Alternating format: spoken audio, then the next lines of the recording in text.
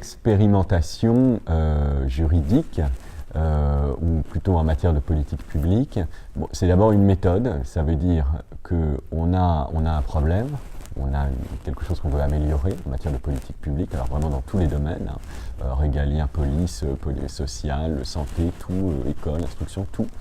Et on veut améliorer les choses, mais on a des idées, et on n'est pas absolument sûr que c'est comme ça qu'il faut faire. Il y a de l'incertitude, quoi, on veut vérifier.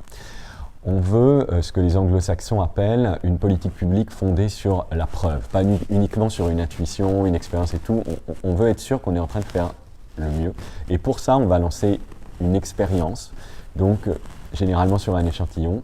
On va concevoir la mesure, on va la mettre en œuvre pendant un certain temps. On va observer, donc on va avoir pris les moyens de bien observer ce qui se passe, de mesurer l'efficacité de cette mesure.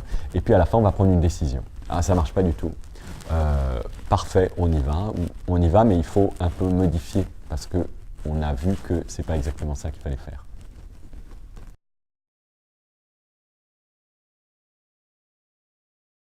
La France avait certainement une réticence à ces expérimentations, à ces formes d'expérience juridique, parce qu'elle avait une tradition de centralisation à Paris, où on fait une norme législative, pour la plupart, qui doit être la même sur le territoire, tout le territoire, avec un principe d'égalité fort. Donc cette idée que dans certaines écoles, dans certains hôpitaux, dans certains territoires, on allait avoir à un moment un peu plus ou un peu moins ou un peu différemment dans la conduite du service public, n'était pas du tout dans notre culture. Mais alors, ça a complètement changé, c'est un mouvement qui arrive surtout des pays anglo-saxons, et maintenant, cette idée qu'avant de faire la réforme, on va la tester quelque part, on va observer ce qui se passe et on va la concevoir au mieux en fonction de ces observations, de cette évaluation, ça c'est maintenant complètement rentré dans notre culture. A l'inverse, c'est tellement rentré dans notre culture qu'on constate qu'il y a une prolifération dans nos textes de loi, de décrets, de règlements, d'expérimentation juridique qui en réalité n'est pas toujours accompagnée après de la rigueur méthodologique et des moyens pour la conduire suffisant. Donc l'étude a plutôt conduit à dire maintenant les verrous psychologiques culturels sont vraiment derrière nous, mais peut-être qu'il faut en faire un peu moins, mais les faire avec un cadre méthodologique plus strict, mieux pensé.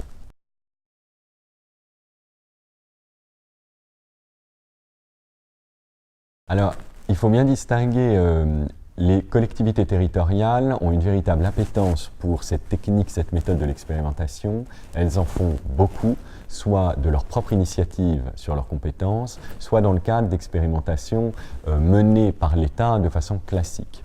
En revanche, en 2003, on a introduit dans la Constitution, au 4e alinéa de l'article 72, une technique très spécifique d'expérimentation qui permet aux collectivités territoriales d'expérimenter, mais chacune dans son territoire, une manière d'atteindre l'objectif qu'on s'est fixé différent. Donc une expérimentation différenciée selon les territoires. Et ça, effectivement, il n'y en a eu que 4 depuis la réforme, donc très peu.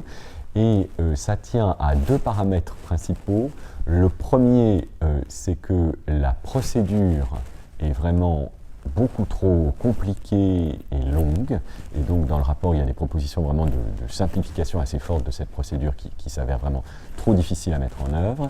Et le deuxième, c'est que le point d'arrivée de ces expérimentations, ou par exemple en ce moment sur la tarification sociale de l'eau, on est en train d'expérimenter des choses diverses dans toutes les collectivités qui expérimentent, le point d'arrivée, c'est focalisé sur l'idée que soit on généraliserait l'un des systèmes à toute la France, soit on abandonnerait tout.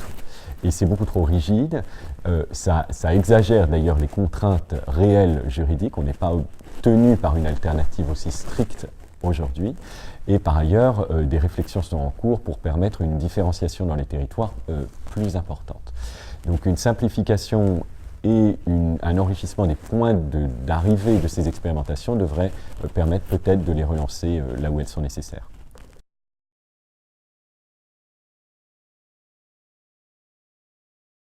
À mon avis, l'expérimentation, c'est fondamentalement un outil d'innovation publique. Ça doit d'abord être conçu comme ça. C'est parce que j'ai besoin d'innover quelque chose dans la sphère des politiques publiques que je dois me poser la question de faire une expérimentation. ne pas le faire systématiquement, le faire quand c'est nécessaire et à ce moment-là le faire avec la rigueur méthodologique appropriée et avoir, si possible, accès à certains fonds pour la transformation des services publics, des politiques publiques, l'innovation publique, qui m'aident à mener à bien cette expérimentation. Parfois, j'ai besoin d'avoir l'aide d'un peu de scientifiques, parfois j'ai besoin d'avoir un peu d'aide sur la conduite du projet, parce qu'un service, une collectivité ne fait une expérimentation qu'une fois tous les X années, alors que c'est quelque chose qui nécessite une certaine maîtrise de tous ces processus, de toutes ces techniques. Et donc c'est un outil pour l'innovation des politiques publiques qui doit être mis à disposition de ça. Et à l'inverse, c'est un outil qui ne doit pas trop servir à d'autres motifs. Recourir à une expérimentation parce qu'on veut rassurer, recourir à une expérimentation parce qu'on veut aller lentement, ou recourir à une expérimentation parce qu'on ne veut pas d'une réforme, mais que finalement on va la faire dans un premier temps et expérimenter. Tout ça, c'est un peu la réalité de la conduite des réformes des politiques publiques, donc ça fait partie de l'équation, mais ça ne doit pas justifier à titre principal ces expérimentations. Elles doivent d'abord être là parce qu'on en a besoin pour avoir les données nécessaires pour innover de façon efficace.